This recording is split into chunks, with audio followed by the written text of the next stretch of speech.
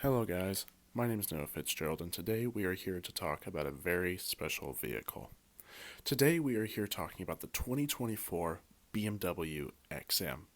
Now the XM is the newest platform in the BMW lineup that's home to its brand new full-size SUV. Think of this class as sort of the X8, but it's the fancy M version.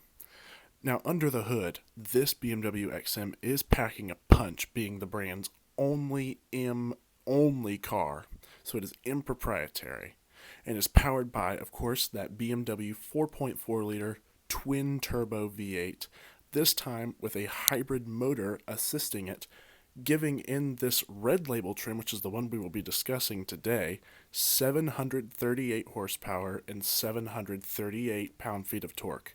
That does make it the most powerful M car on sale today.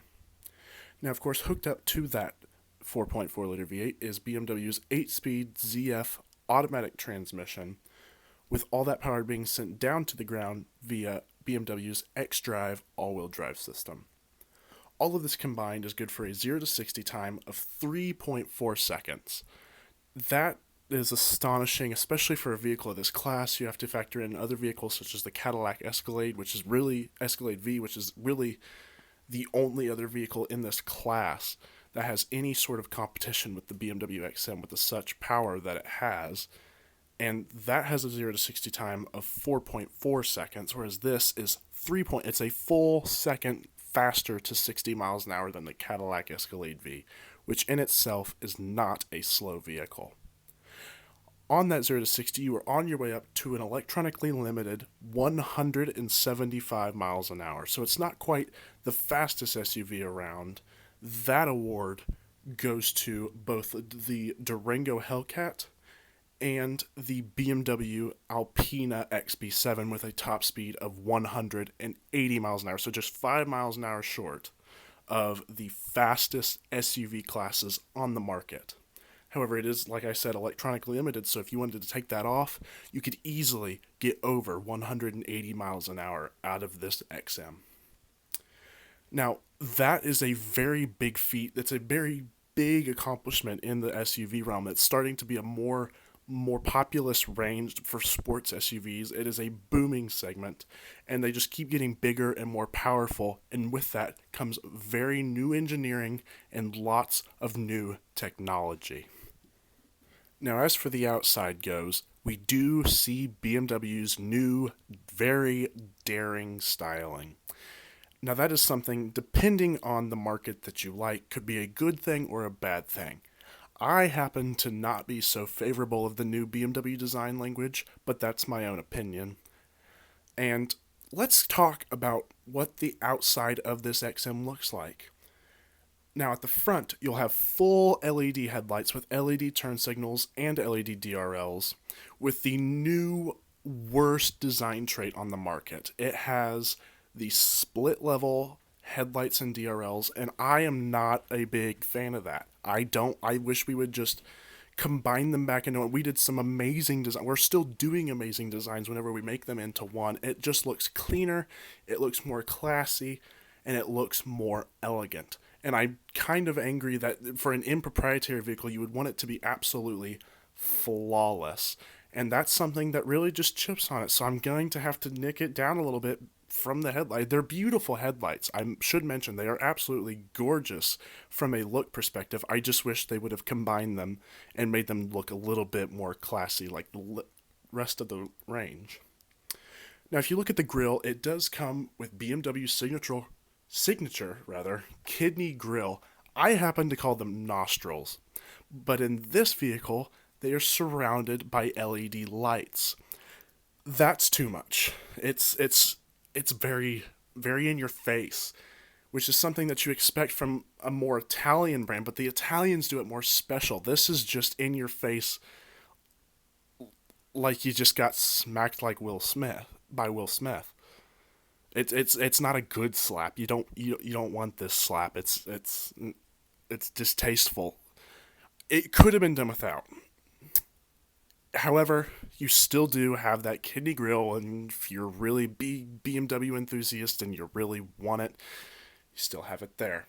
You do have tons of air intakes. Being that this is an M car, you have to feed air to that 4.4 liter V8, and you have to feed it to those big brakes so you can stop this 175 mile an hour SUV.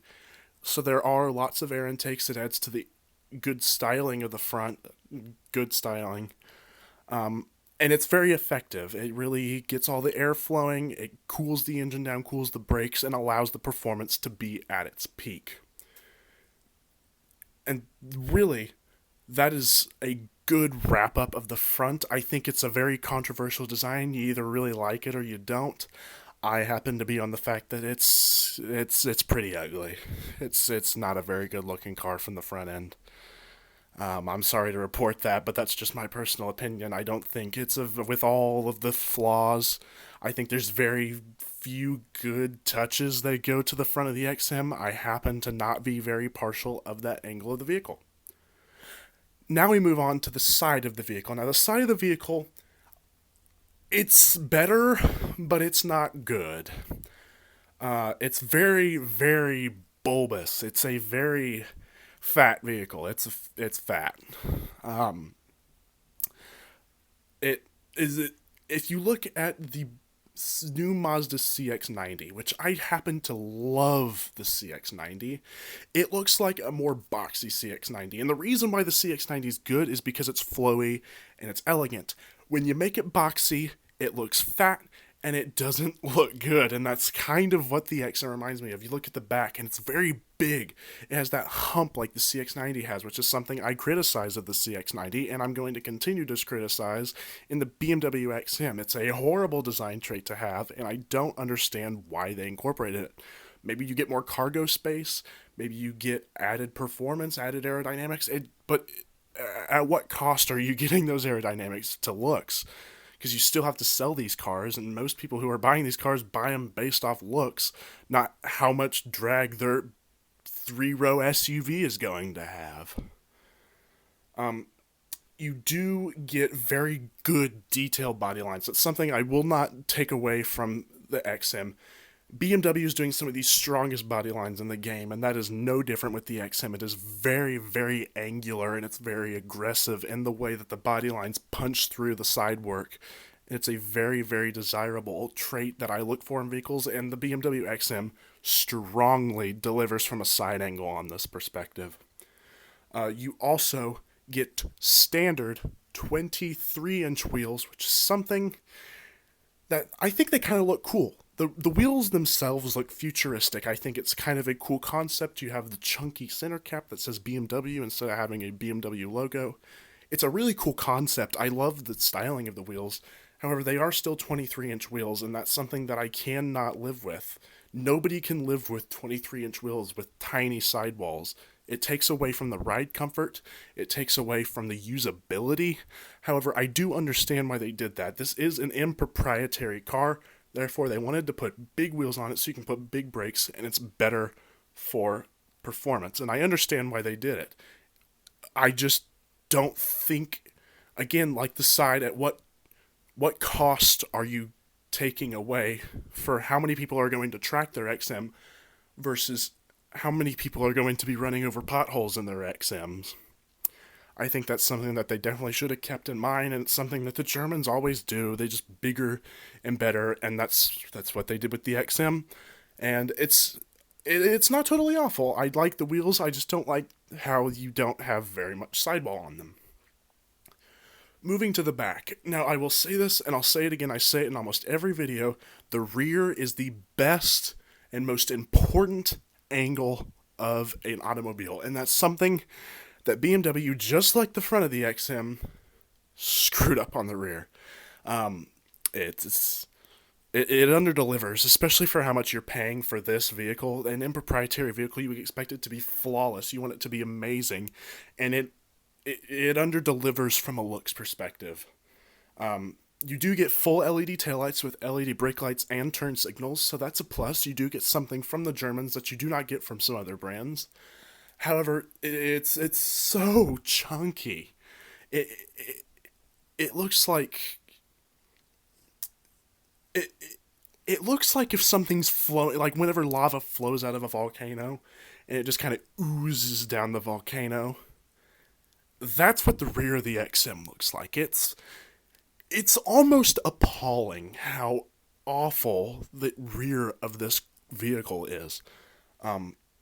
It's not attractive. It is the most unattractive part of this vehicle, and that is a huge mistake. The rear is the most important part of the car, and BMW screwed it up, which therefore almost ruins the whole rest of the vehicle. And it's a really big shame because it's an improprietary SUV, and that's something that could have been a really huge hit with the new booming market for BMW, and they just kind of they blew it. And that's on the BMW design team. That's not on the engineers. The engineers did an amazing job with the powertrain. It is absolutely flawless in the powertrain aspect.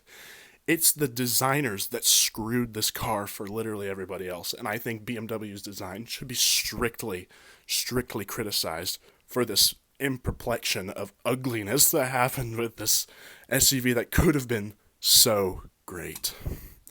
I should mention that on the outside, you do get 275 section front tires and 315 section rear tires, again on those 23-inch wheels running Michelin Pilot Sport all-season tires, allowing you to really grip to the most extent of this rather, well, ugly XM. I'm sorry, but it's absolutely heinous to look at. Now, on the inside of the XM is one of the places that you will get a huge sigh of relief. Because once you open the door to the BMW XM, you will be immediately satisfied. Because though the exterior of this vehicle is so awfully ugly that it makes you want to hurl next to it, the inside is elegant, calm, and for some reason, it's making me quiet down. It's making me calm, because that's what the inside of the BMW XM does for me. It calms me down. It's a place of nurture. You look at the steering wheel, and you look at the dash, and you get elegant materials that just calm you. You get soothing colors. You get geometry, which is something that you never thought you would have to know after high school, but it fits with the BMW XM. And it does so elegantly. It does it so amazingly that it's putting me in a calm mood. It's really settling me. And if you look ahead of you, you'll see BMW's new iDrive 8 system, which is something I so heavily criticize and so heavily despise that it just angered me, and I was once calm whenever I stepped into this BMW, but then BMW went again and screwed it up for everybody. You look at iDrive 8, and it is so much worse than iDrive 7. Though some of these software updates have been done, and they have updated it to make it look new, more modern, and they've done the hyper screen, so they've done the gauge cluster into the screen, which they rightfully they stole from Mercedes and put it in their own cars because apparently they thought that was the way to go, even though BMW adopted it whenever Mercedes went away from it, because that makes sense. But iDrive 8 has the single most angering thing ever, and that is climate controls built into the infotainment system. There are no physical climate controls anywhere in the BMW XM.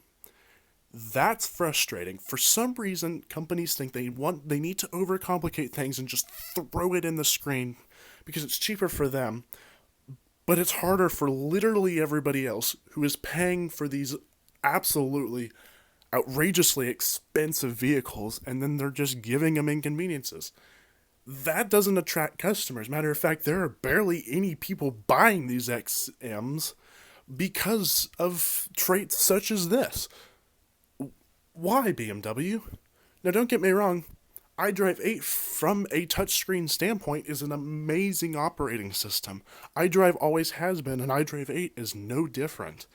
Though it may be a bit confusing at times trying to get from menu to menu, once you get everything figured out, it is hard to forget, and you memorize where everything is. But that climate control thing, it gets to you. It's something you wouldn't realize until you go to reach for your climate control and it's not there. You have to go dig through 3 menus to go find your AC controls because it's 98 degrees out and you bought black leather seats. It's just frustrating. But then you look down, and for some reason, you're calmed again. You take a sigh. You breathe in, you breathe out, and you look at your crystal controls, which sometimes work and sometimes don't, but they're crystal. And you're calm again. And you look at your seats, your heated and ventilated and massaging bucket seats, and you're calm. It relaxes you, so long as you do not look at your screen because your butt is burning because you can't find your climate controls. You're calm. It relaxes you. And you get full LED lighting, so whenever it's dark and your passenger needs to read the map that's not in their lap, you are blinded. And that is luxury. Now you get to the back. The back seats are also heated. They're also bucket seats, because this is an M-proprietary SUV. And they also make you calm. Everything about the interior, except for the screen, puts you in a calming mood. Makes you happy. Makes you elegant. Now, mind you, that iDrive 8 does have Android Auto and Apple CarPlay, so you do not have to fuss with your burning butt from the hot summer sun, because you are listening to your tunes through your glorious Bowers and Wilkins sound system that comes standard on the BMW XM. So you're transported in joyful bliss, listening to your music, driving a very comfortable car because the engineers are impeccable at BMW, and you're surrounded by comfort. You're whispering to your passengers because you're comforted, you're calm in your BMW XM until you floor on that gas pedal and you realize that you're driving a 738 horsepower monster. That is the best part of the BMW XM, is the inside. The inside calms you. It lets you forget that you are driving around how should I put this? Angry Birds pig on wheels. Because that is the embodiment of what the XM is, and you forget about that once you get into the interior because you're so comforted, you're so isolated, that it makes you happy. And you just forget about all of the dangers that are going on in the world, all of the catastrophes, all of the terrorism. And you just drive. You just drive and drive and drive until eventually you run out of gas, because this thing, for fuel economy, gets 12 miles per gallon in the city and 17 in the highway. So the chances you're going to run out of gas are pretty high. That 4.4 liter V8, she's thirsty, and it's 738 horsepower. That fuel ain't going to last long. So from an interior perspective, this vehicle is absolutely impeccably amazing, but without flaw. But all good things have flaws. So now we are going to do a new section that I've never done before in this video. I'm going to be going through the BMW website and actually configuring the XM with you guys, just to show you some of the specs and some of the ways that you can option this vehicle, as well as show you what the average price is based on what the base price is, so you can actually see what an XM would pretty well cost you if you were to actually buy one with any sort of options. So if we scroll down here, we can see it does have the 4.4 liter twin turbo V8, like mentioned before. This is for the regular, but what we want is down here, the XM Red Label, which has, of course, like I mentioned before, 738 horsepower, 738 pound-feet of torque. It is a plug-in hybrid, so you get all of your plug-in hybrid charging information. It comes with a fast charger, and if you keep going, you can see all of the specs that are here on the website.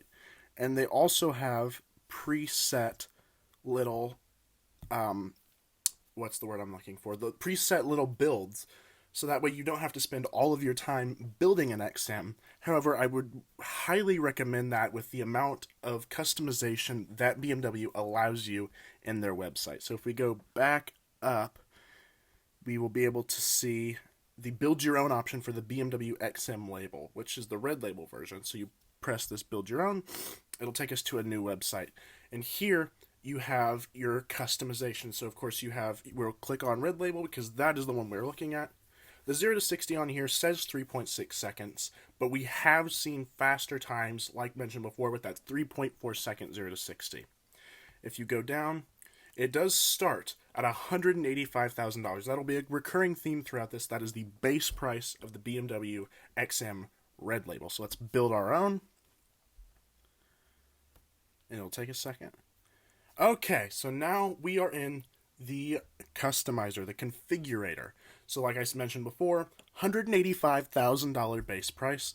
And we go right now, we have the different paint colors right now. Now this one is Brooklyn Gray Metallic. It is a cost-free option, and it is sort of a silvery blue-gray metallic paint. Now you can also choose this next one, which is Petrol Mica Metallic, which is a very, very nice kind of aqua color. It's a very pretty color. I'm not sure how much I like it on the XM. However, I do like this color. That is, of course, another zero-cost option. You go to the next one, which is Melbourne Red Metallic, which is going to be one of the more popular paint colors. Sorry, clicked on the more popular paint colors. It is a more bold color, but of course this is the red label, and having a red XM kind of fits with that. I don't think it's the best looking, but I do think it would not be a very unpopular option for this trim.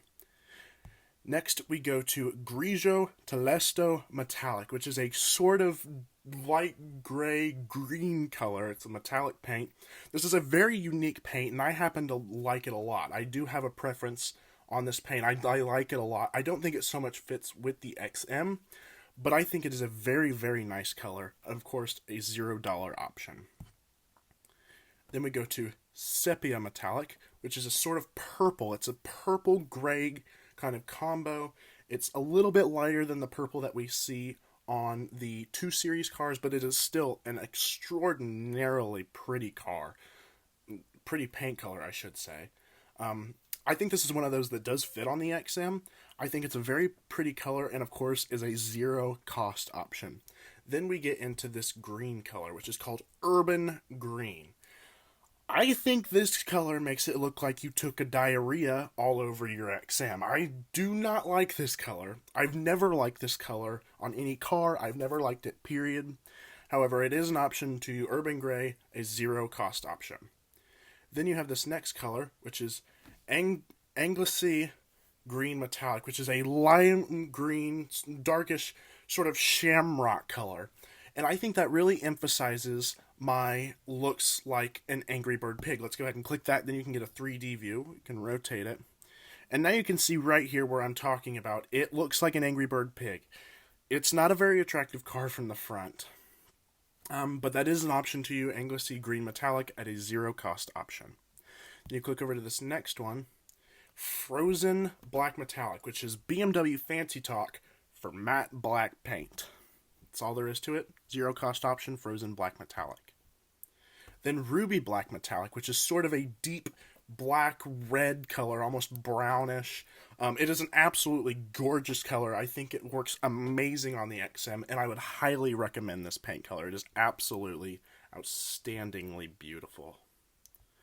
Then you move over, and you get Frozen Tullum Blue Metallic, which is a very vibrant, almost Porsche Miami blue, but it is matte. This is an absolutely outstanding color. Gorgeous, absolutely gorgeous color. Again, I'm not sure it goes on the XM very well, but that's my own personal opinion. However, this is an absolutely gorgeous color. Frozen Tullum Metallic, Blue Metallic, as a zero-cost option. Then Daytona Violet Metallic. This is sort of a pinky purple color. This is a very more feminine color. I don't personally love it. It is really up to when you're buying it. However, I don't think it's the color that fits best on the XM. I think the color that fits best on this XM is probably... Well, this is a tough one.